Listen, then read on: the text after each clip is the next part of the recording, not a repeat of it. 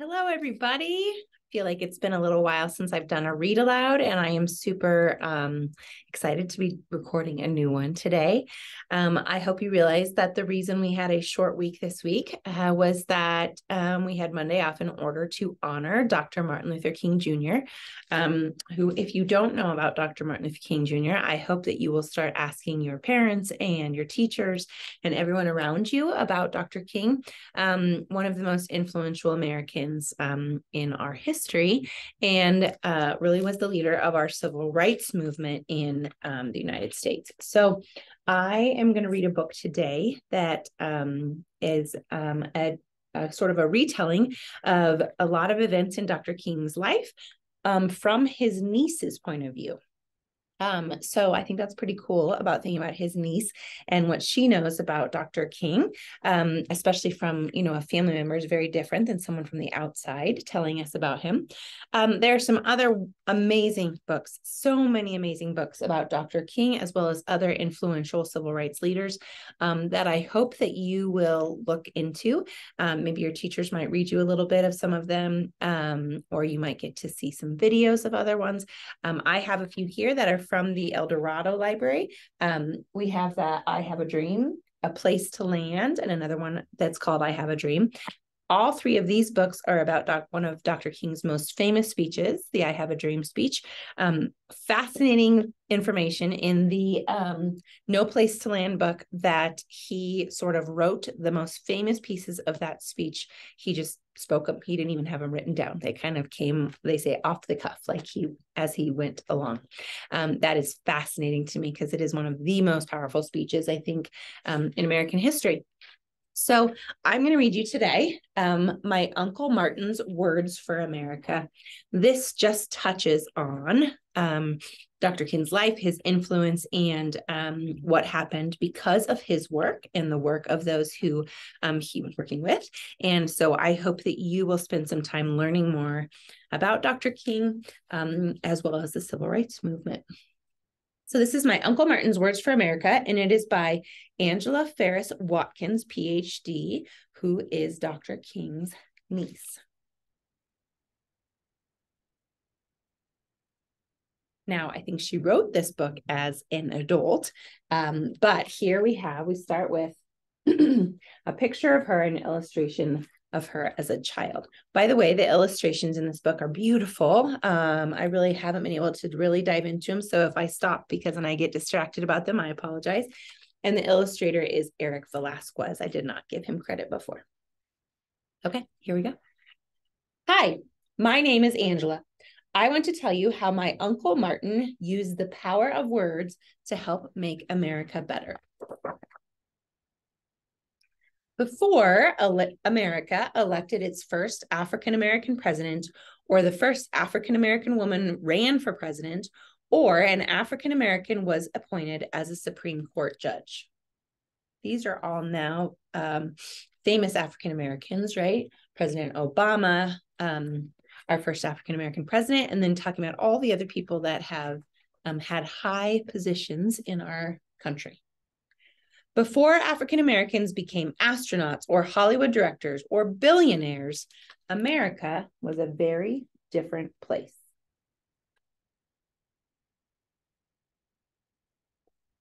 There were laws in America that made life difficult for African-Americans.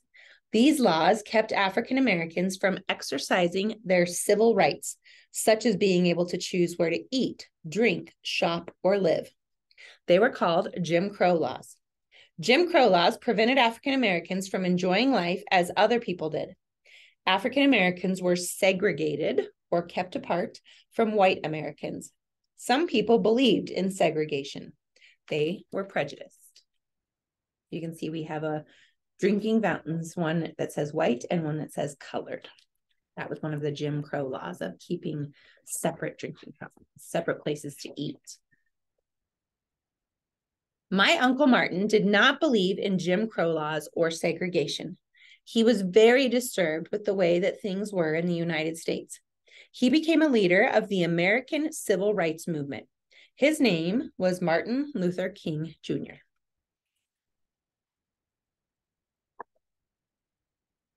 Uncle Martin worked hard to change Jim Crow laws. He stood up and spoke out against them. He said to crowds of hundreds and thousands of people that new laws should be created that would give African Americans their civil rights. It was a good thing he did because people stopped and listened to him. His deep and captivating voice had rhythm and vibration, just like music. It's so true, friends. If you have not heard a recording of Dr. King's speeches, please go to YouTube and even just Google or just put in the I Have a Dream speech and listen. His voice is amazing. Uncle Martin's voice had power, and so did his words. Uncle Martin believed that the solution to changing Jim Crow laws was love.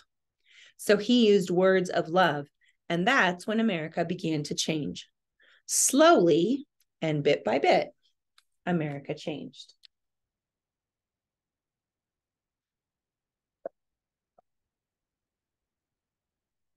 When prejudiced people bombed his house, where his wife Coretta, my aunt, and his first baby Yolanda, my cousin, were at home, Uncle Martin said with a loud voice, "Non-violence."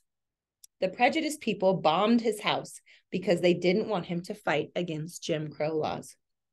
Non-violence means that you will not use hate, weapons, or harmful words to solve your problems. You will only use love. This is really, I think, one of the so many amazing things about Dr. King, but one of the most amazing things was how much he really advocated for nonviolence and love, and especially when violence was shown towards him and people that he loved, and he still advocated for that. It is a very amazing lesson I think we can all learn from, to work from the idea of love with our problems, our words, our feelings, and not with violence. Some people wanted to fight back with weapons, but Uncle Martin said nonviolence or non-existence. By this, he meant that only love would solve problems. Violence would result in people hurting one another, and some might die. When Uncle Martin used the word nonviolence, people listened, and things began to change. The people who wanted to fight back with violence put away their guns and their words of hate. They listened to Uncle Martin talk about how much more powerful love is. He showed them how unconditional love would give them the power to change. Uncle Martin cried out justice in Montgomery, Alabama, where African Americans were forced to sit in the back of city buses or stand and give their seats to white Americans if the bus was crowded. Uncle Martin said, "Let justice roll down like waters." He meant that everyone should be treated fairly. When Uncle Martin used the word justice, people listened and things changed. African Americans boycotted the bus company. That means they stopped giving them business. They stopped riding the buses. Uncle Martin's words of love gave them courage. And for 381 days, African Americans walked or rode in carpools. Then the rules on the city buses changed. The United States Supreme Court ruled that segregation on buses was against the law. African Americans and all Americans could sit wherever they wanted. Now, it may not seem like a big deal to you or I to go 381 days not riding a bus, because I don't usually ride buses, but at that time, many African Americans took the buses to work and to a call across the city. It was much more common. And so to not ride the bus and have to walk everywhere they went or ride in carpools was a huge sacrifice. And they did it for over a year. Uncle Martin cried out for freedom in a public letter he wrote from a jail cell in Birmingham, Alabama. "We will win our freedom," he wrote when he was arrested for trying to change the laws in Birmingham. These laws kept African Americans from using the same water fountains as white Americans, or eating in the same restaurants, or using the same restrooms. Freedom means that people are not controlled by other people or unfair rules. Uncle Martin's letter became known as the Letter from Birmingham Jail. It contained almost 7,000 words. It was a very long letter.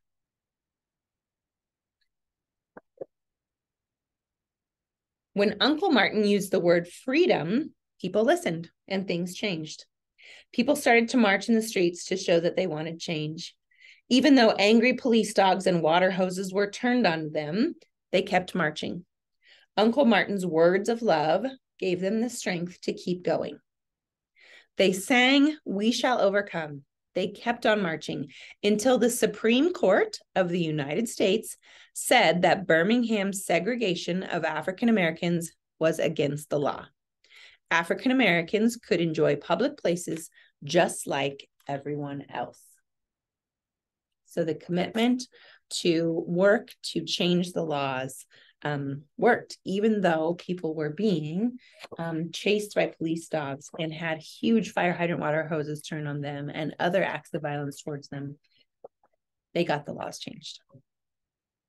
Uncle Martin spoke of brotherhood to thousands of people at the Lincoln Memorial in Washington, D.C., when he delivered his famous "I Have a Dream" speech. Standing on the steps of the Lincoln Memorial, Uncle Martin said that we should all sit down together at the table of brotherhood. By that, he meant that we should all come together and love each other like family.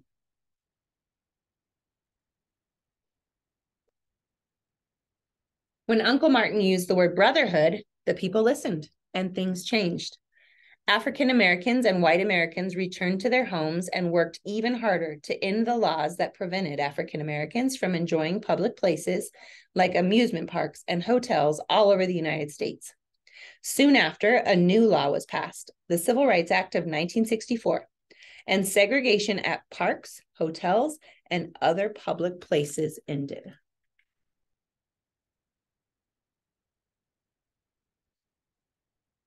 Uncle Martin shouted equality to thousands of people in Selma, Alabama, in order to remove the laws that kept African Americans from voting.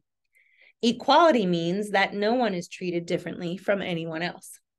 When Uncle Martin used the word equality, people listened again, and things changed. Thousands of people marched. They started in Selma and headed for Montgomery, Alabama. Angry mobs of police and prejudiced people stopped their first attempt, but the marchers started again a few days later. Uncle Martin's words of love kept them motivated. The second time they made it, they marched all the way to Montgomery, almost 55 miles. It took 5 days and 4 nights, but the people kept marching and they marched without fear. Again, they sang, "We shall overcome. Love will see us through. We shall overcome." After the march, a new law was passed. The 1965 Voting Rights Act ruled that it was against the law to do things that could keep African Americans from voting, like charging them a poll tax and giving them difficult tests. African Americans could then go straight to the voting polls like everyone else. So there had been a lot of laws preventing African Americans from being able to vote in the same way that other Americans could, and the 1965 Voting Rights Act changed that. I am so glad Uncle Martin spoke because people listened and America has never been the same. Isn't that a beautiful picture? I just love it. Okay, that's it. That's my friends. That's the end of our story. I think it's very cool that Angela spoke about the power of her uncle's words and how we can think about how the words we choose really matter, and how love matters and how we take care of each other and treat each other. I really hope that you can learn more about Dr. King, that you can listen to one of his speeches. I would recommend the "I Have a Dream" speech. And if you want more information, we have other books here in our library and also in the public library. Have a great day, friends.